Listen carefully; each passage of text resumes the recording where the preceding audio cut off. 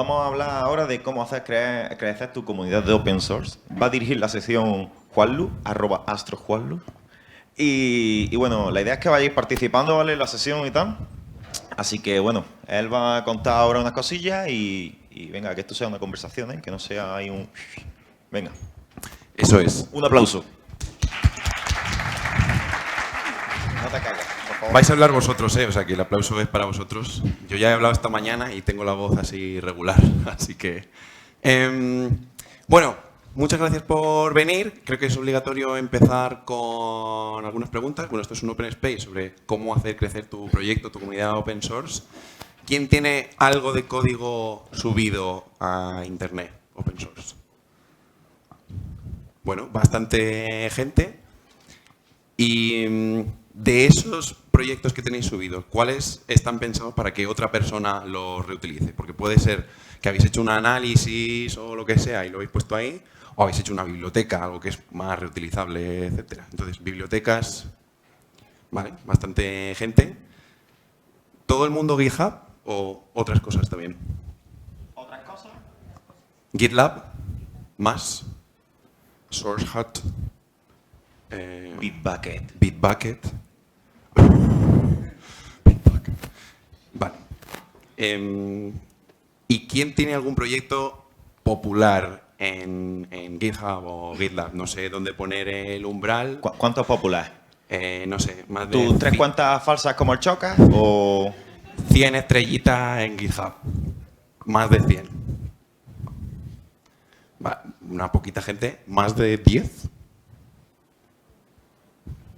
Los de 100 más, alguno más. Vale, ok. Y de los que no habéis levantado la mano es porque os da igual la popularidad, que es perfectamente válido, o os gustaría que más gente lo descubriese, que más gente lo utilizase, etcétera. Alguien que comente. Espera, que si no, no se graba. Ah, sí, perdón.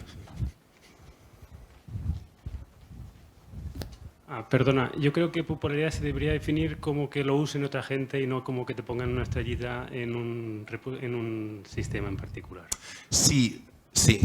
O sea, las estrellitas en GitHub no necesariamente son un proxy de la adopción de un proyecto, eso es 100% verdad, pero como no sabemos quién usa los proyectos...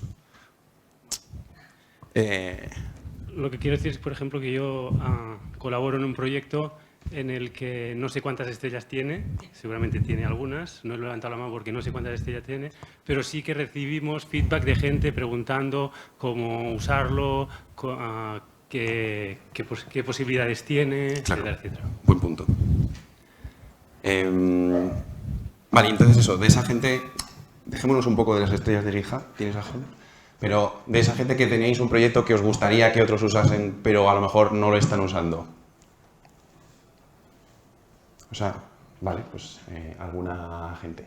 Ok, bueno, pues yo os puedo contar un poco mi experiencia personal. No sé si puedo proyectar cosas aquí o... Pero solo ahí, por favor, no quites... No voy a quitar nada. Promise, pinky promise. Yo tengo algunos proyectos que los usa gente y algunos los usa bastante gente. Tengo un proyecto que se llama Polyastro, que es mi proyecto más exitoso, digamos, que es una biblioteca Python para mecánica orbital que tiene... Bueno, ¿perdón? 678 estrellas. Le damos un aplauso, venga.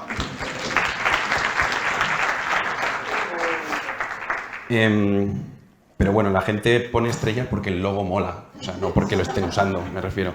Lo hice yo, el logo. Y la documentación está razonablemente bien hecha y actualizada y eso gusta, ¿no?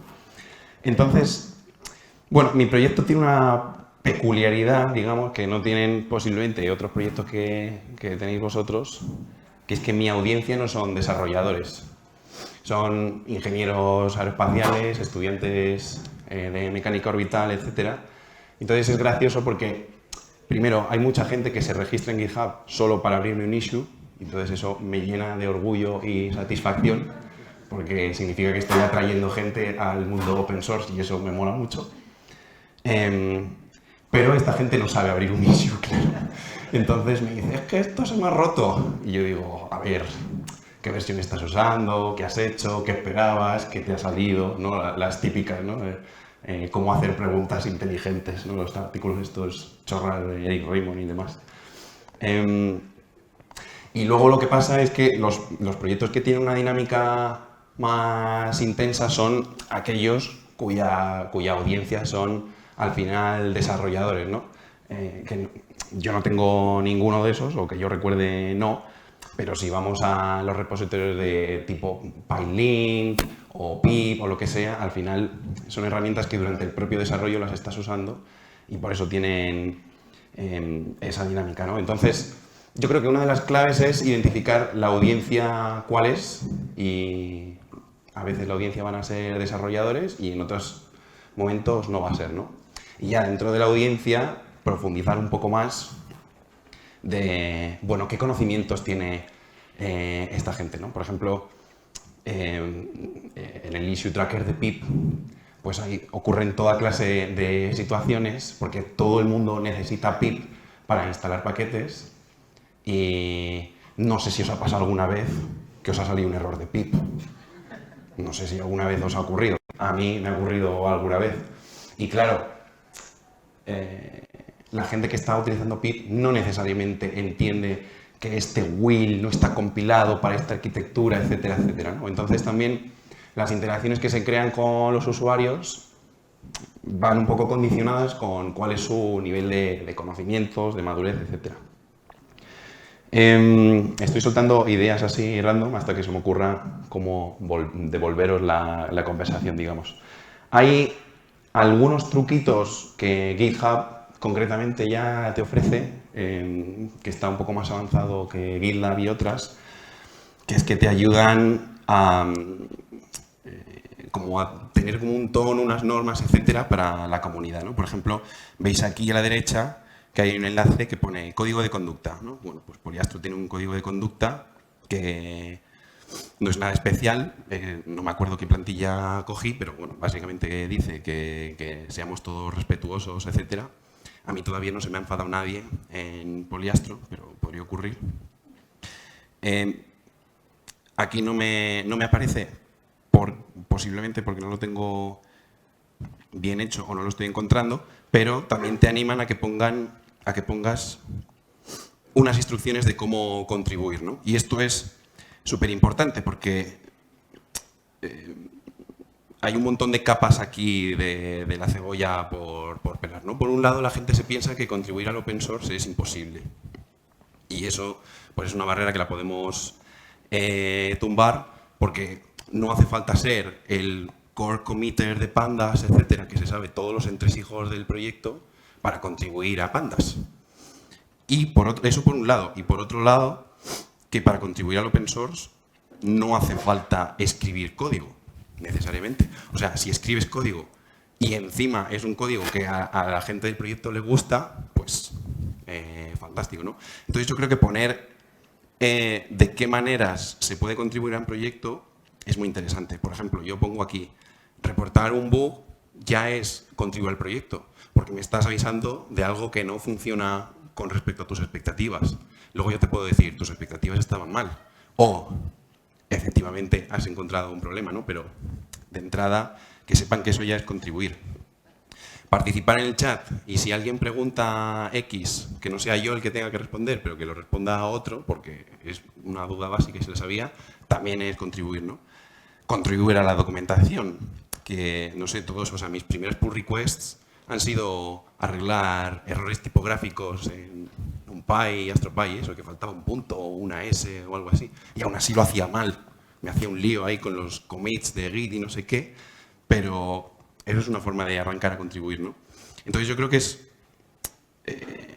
como listar todo eso y qué necesita la gente para hacer ese tipo de cosas, yo creo que aporta y es interesante. Por ejemplo, ¿te tienes que instalar la versión de desarrollo del proyecto para contribuir a la documentación? Pues a lo mejor no, porque aquí si le das al lapicerito... ¿Por qué no me da lapicerito? Ah, porque no estoy logueado. Bueno, que si tienes una cuenta de GitHub y le das aquí, puedes editar el archivo directamente en GitHub. Es que no tienes que saber Git, no tienes que hacer un pip install -e, lo que sea. Entonces, también establecer como niveles de cuánto tienes que profundizar para contribuir a un proyecto, pues aporta bastante. Juanlu, ¿de qué otra forma pensáis que se puede contribuir? Eso es. Vamos a darle ideas para que meta más cosas aquí en el contributing. Que parece que lo tiene un poquillo soso. Traducciones, excelente. Es más, no, es que has dado en el clavo. Yo antes trabajaba en Read the Docs, que os sonará a lo mejor. Que es la gente que tiene la documentación de un montón de paquetes de Python. Y la documentación de... Por cierto, está también Humitos por aquí, que él sigue trabajando en Read the Docs.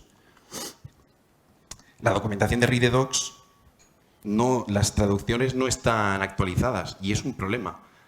Y además te diré que no hemos encontrado un flujo de trabajo muy bueno para traducirlas, porque al final todo lo que es Docs as Code, ¿no? O sea, la documentación que se almacena como archivos Markdown o lo que sea, la forma de traducirlo es con los archivos getText, estos, ¿no? Los .po, .mo. Y entonces lo que se suele hacer es usar interfaces tipo WebBlade o Transifex y demás. Entonces, sincronizar lo que está en el Transifex con lo que está en el repo para que luego no haga un conflicto y no sé qué, no es trivial en absoluto. O sea que sí, 100% traducciones. Más cosas. ¿Se ocurre algo más? ¿Qué llevamos haciendo aquí todo el fin de semana? Charlas. Sobre cosas que no tienen por qué ser que las hayáis desarrollado vosotros, pero que queráis que se hable de ellas. Hola, bueno, yo soy traductora.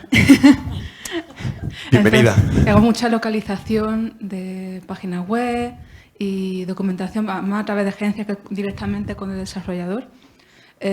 Suele haber herramientas de traducción asistida, la mayoría son propietarias y se usan como contextos profesionales, pero vamos a decir, para empezar, la forma de reutilizar, distinguir contenido, del contenido nuevo del que ya se ha traducido, se suele trabajar con lo que se llama memorias de traducción, que son como una especie de bases de datos. Entonces, se guarda un archivo, que no recuerdo ahora el formato, pero vamos, hay archivos que son como... que hay formatos estándares para distintas herramientas. Y luego el programa de traducción asistida coge esa memoria y a partir de ahí, a la hora de procesar el archivo de texto, identifica las palabras o, vamos a decir, segmentos que se suelen dividir por puntos en frases. Distingue las que son nuevas, vamos, las que no han encontrado la memoria de traducción que tiene cargada, las que son exactamente iguales, que se suelen hablar de 100% matches, o incluso context matches cuando no es simplemente la frase, sino también las frases que están antes y después. Y también las frases que a lo mejor hay como una coincidencia parcial. Y entonces pues eso puede ser una manera. Omega T también es una open source. Sí, la interfaz no es bellísima, que digo, No. pero sí. Pero sirve. Yo cuando aún no estaba trabajando por mi cuenta, la utilicé para entrar a un concurso porque era una cosa literaria, pero me servía el tener dividido en segmentos y es como que te organiza el texto que tienes que traducir y para luego hacer concordancia de lo que has traducido antes y mantener coherencia terminológica y de frases, a lo mejor nombre de personaje incluso y demás. En fin, que una cosa que si a alguien le interesa tener como establecer un proceso, un flujo de trabajo de traducción, una manera de hacerlo, de ponerse de acuerdo con los traductores voluntarios, profesionales. Muchísimas gracias. Ya que hemos comentado lo de las traducciones, no sé si la gente lo sabe, pero la documentación de Python oficial está traducida al español, está bastante avanzada. Creo que quedan cosas todavía. Ellos tienen un proceso que no va por Transifex y tal, sino que es directamente editar los archivos. Y si alguien quiere participar, está Manu, Humitos por aquí, y si no, decidme a mí que yo os pongo en contacto con ellos. Y Cristian también participa en eso. O sea que, muchas gracias. Una pista que ha tirado Israel antes. ¿Qué más formas de contribuir? ¿Qué llevamos haciendo aquí todo el fin de semana? Charlas, hablar, eso al final es contribuir también al proyecto, por un lado, por ejemplo, de Python, ¿vale? O sea, porque aquí va todo con el Python, Pero ya después que los que están con el Airflow, pues es otra forma de contribuir a Airflow. Yo ayer que estaba hablando aquí de Distribute Tracing, OpenTelemetry y tal, pues lo mismo, ¿vale? No tienes por qué ser un experto en la materia, pero a lo mejor sí lo eres, utilizando la herramienta, ¿no? O simplemente, bueno, estás empezando y no vale eso de, uy, yo es que no sé de nada. No, de algo sabrás, ¿no? O sea, tú por lo menos te levantas por la mañana y eres capaz de hacer tus cosillas, ¿no? Allí delante del ordenador, algo sabes, ¿no? O sea, que ya eso lo puedes compartir a personas que están con nivel 0. Y eso también es contribuir a un proyecto. Aquí, mientras llega el micrófono... Airbus, tenemos que hablar. Nada, no sé si alguien está en mi charla de Polars esta mañana, pero me la han aceptado a la PyData de Nueva York, que es en noviembre, y aquí el autor de Polars dice, la primera charla de Polars dada por la comunidad, ¿no? O sea, soy la primera persona que da una charla de Polars que no es el autor de Polars, y yo no contribuyo código a Polars porque yo no tengo ni idea de Rust y no sé. Pero dar charlas, efectivamente, también es contribuir. Juanlu, te quería preguntar, yo sé que el año pasado en Hacktoberfest hubo una iniciativa de poner repos españoles y que la comunidad española trabajase. Yo sé que el tuyo estuvo entre ellos. Yo no contribuí el año pasado, pero bueno, este año si os ponéis, me apunto. ¿Cómo fue la experiencia y si parece que no vais a repetir este año, o por lo menos no he visto nada, vais a repetir y si sí, ¿por qué? Pues muy buena. Bueno, para quien no lo conozca, Hacktoberfest es un juego de palabras maravilloso. Por un lado, es una celebración del open source que promociona... No puedo escribir y hablar a la vez, perdón. Que promociona la empresa DigitalOcean, que consiste en que si tú contribuyes a open source durante este mes más de 4 pull requests, creo, y además este año se permite código, pero también, no sé, un nuevo diseño para la web o hay como más cosas, documentación, te dan una camiseta y mola mucho. Entonces, efectivamente, el año pasado hicimos Hacktoberfest ES, que fue, teníamos un servidor de Discord todo el mes y la gente se iba apuntando y tal. Víctor Suárez, que no le veo, ahí estás, dio unos talleres de Git súper chulis, que al final es un poco la barrera de entrada, y fue llegando gente a los proyectos, se daban charlas, se juntaba la gente, o sea, estuvo bastante bien. Mi proyecto estuvo, efectivamente, Poliastro, y hubo varias personas que se acercaron a contribuir, y lo que pasa es que, a decir verdad, no pude seguirles el ritmo, porque estaban contribuyendo un montón, pero tenían dudas y hubo algunas cosas que se nos quedaron ahí en el tintero. Estamos un poquito flojos de fuerzas para hacer esto este año, pero sí que quería yo, por lo menos en Madrid, organizar un evento presencial, no sé, un taller de Git, o cómo contribuir al open source, o por qué un pull request es como regalar un gatito a alguien y a lo mejor a alguien no le gustan los gatitos. O sea, no sé, que a lo mejor lo hacemos como más comprimido, más en petit comité, pero si estás interesado en contribuir a Poliastro este año, hablamos. Y si alguien quiere ayudarnos a que esto ocurra otra vez. Respecto al Hacktoberfest, nosotros desde la comunidad de Python Alicante este año vamos a hacer un proyecto y la charla de presentar el proyecto va a ser en el Discord de Python Alicante el día 10. De todas maneras, he hablado con Cristian Maureira para ver si retomamos el Hacktoberfest. Interesante. Como veis, Discord está de moda aquí en la PyCones y no sabía que había uno de Python Alicante puntualmente, pero aparte de la conferencia hay uno que se llama Python en español, que bueno, le estamos intentando dar un poco de vidilla y luego está enlazado con los otros y tal, o sea que si queréis participar está ahí también. Es como un grupo de Telegram, pero con canales, o sea, está mejor. ¿Alguien quiere hacer alguna otra pull request a la conversación? Se aceptan pull request. Good first contribution. Eso es. Que al hilo de eso, a ver, otra cosa que suele hacer la gente, lo marca los issues que están abiertos a contribuir como good first issue, ¿no? Pero aquí yo considero que hace falta trabajar un poquito, porque tú no puedes decir refactorizar código y marcar eso como good first issue, porque es como, vale, a lo mejor en tu cabeza sabes, que no lo sabes, que es refactorizar el código, pero alguien que está recién arrancando, lo más fácil es resolver un bug, por ejemplo, porque dices, esto es el código que lanza un error o lo que sea, esto es lo que no tiene que ocurrir y arréglalo, ¿no? O sea, como que el feedback loop es muy fácil de cerrar, porque en el momento que consigues que no salta el error, ya lo has conseguido, ¿no? Pero refactorizar, no se sabe cuál es la definición de éxito de eso, ¿no?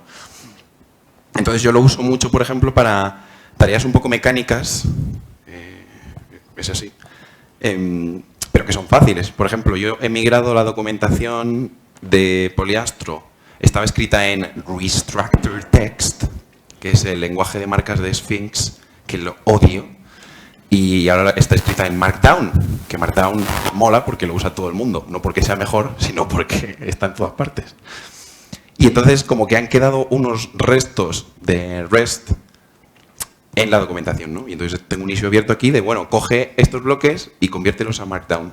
Y eso es relativamente sencillo, no hace falta que los cojas todos a la vez, pero y de vez en cuando va viniendo gente, mira, pues yo he cogido esto, está, y así. ¿Algún consejo para que las personas se animen a contribuir? No solo publicitándolo en Twitter y tal, sino alguna manera de conseguir más gente. Pues, aparte de todo esto que hemos dicho, que yo creo que ayuda, a mí me pasaba, por ejemplo, cuando yo empecé a organizar Python Madrid, o más bien, cuando yo empecé a asistir a Python Madrid, la mecánica era la siguiente. Pablo Lobariñas, que fue el primer presidente de Python España además, mandaba un mensaje a la lista de correo. ¿Quién quiere dar una charla este mes? Pasaban abrojos de estos, ¿no? Corremundos, no sé cómo lo llamáis en vuestra tierra, la pelusa gigante del desierto. Y al final decía Jesús Cea, venga, doy yo una charla, tal, ¿no? Y cuando empecé yo a organizar los meetups, descubrí un mind hack impresionante, que es que si yo digo, Isra, ¿me quieres dar una charla en Python Madrid? Y yo te digo no. Es muy violento decir que no. O sea, la gente de manera natural huye de la confrontación, salvo que sean psicópatas, tal, que puede ser también, o sea, en esta industria hay un poco de todo, pero... ¿Os habéis dado cuenta cómo se ha retirado, Porque es un psicópata y no quiero estar cerca. O sea, he encontrado que diciéndole a la gente genuinamente, oye, me interesa mucho esto que haces, ¿te gustaría darme una charla? Funciona. La gente te dice, pues sí. Y es más, funciona también que estoy contactando con gente random en LinkedIn que están fuera de mi red y funciona también. Y la gente me dice, pues sí, qué guay. Se van a pensar que venden criptomonedas. ¿Cripto qué? Eso. ¿De criptografía? No sé de qué me hablas. Mentira, sí lo sé. Bueno, entonces, yo creo que hacerle sentir a la gente especial, a la otra persona le hace sentir guay y además ayuda a que contribuyan a tu proyecto. Porque si yo digo, bueno, que quien quiera podéis contribuir a Poliastro, pues lo que sé, lo estoy tirando así al auditorio y habrá quien se dé por aludida y quien no. Pero si yo digo, joder, tienes un lanier aquí de Airbus, tú tienes que contribuir a Poliastro, tal, pues estuve de becario en Airbus. Entonces sí, yo creo que individualizar un poco, claro, pero para eso tú tienes que ya saber y tener identificada a la persona. Pero claro, si estás en internet, pues yo creo que es eso, tener good first issues, tener una buena guía de cómo contribuir y no sé, y que se vea que hay buen rollo en el proyecto. Yo lo que hago, yo a veces cuando voy a un proyecto leo issues del proyecto y si veo que está el típico maintainer que da respuestas cortantes y va de listillo y no sé qué, se me quitan las ganas de contribuir. Nos quedan un par de minutos y ya con esto terminamos. ¿Ya? Sí. Pues acabo de empezar. ¿Has visto? Bueno, pues nada. Voy a hacer una pregunta. Si un proyecto open source está monetizado, o sea, estás cobrando de alguna manera para tenerlo, ¿tú crees que vas a tener menos contribuidores? Qué buena pregunta que tienes. Verás, esta camiseta es de la empresa que me paga, ¿no? Entonces, es un proyecto open source. Yo voy aquí, GitHub Orquest. ¿Qué cuña más buena voy a meter? Y mira, es AGPL3. O sea, más software libre que esto ahora mismo no hay. Y yo creo que, o sea, no sé cómo funciona la cabeza de la gente, pero yo sí que me acerco a un proyecto de manera diferente si veo que es un proyecto que lo lleva una fundación o que hay un cuerpo de gobernanza multi-stakeholder, ¿no? Que no hay una empresa, sino que son varias, por ejemplo.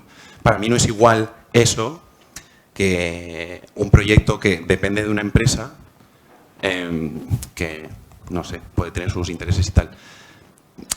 Habiendo dicho eso, yo creo que hay maneras de que aún así la gente se acerque. El problema del open source corporativo para mí hoy en día no es tanto que sea corporativo, sino que yo estoy una hora hablando por Slack con mis compañeros y luego aquí abro un pull request sin comentarios y es como, he refactorizado todo. Y la gente lo lee y dice, bueno, ¿aquí qué ha pasado?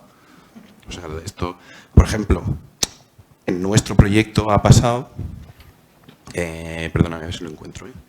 ¿Lo puedo ordenar esto por...? No sé, es que hay un pull request aquí de me refactorizo todo. 5 días, no sé qué. Bueno, no sé si lo voy a encontrar. Pero básicamente que cambió todo el proyecto, todo el UI. Y no hay ni un comentario en el pull request. Y claro, tú llegas a un proyecto y ves eso a lo mejor y dices, vamos a ver.